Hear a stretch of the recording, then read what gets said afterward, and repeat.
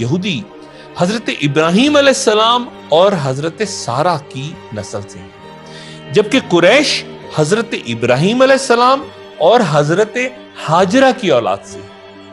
हजरत इस्माइल अलैहिस्सलाम यानी हजरत इब्राहिम और हजरत हाजरा के पहले बेटे थे, जिन्हें हुक्म इलाही के मुताबिक इब्राहिम अलैहिस्सलाम ने सरजमीन मक्का उनकी वालिदा हाजरा के साथ छोड़ दिया था।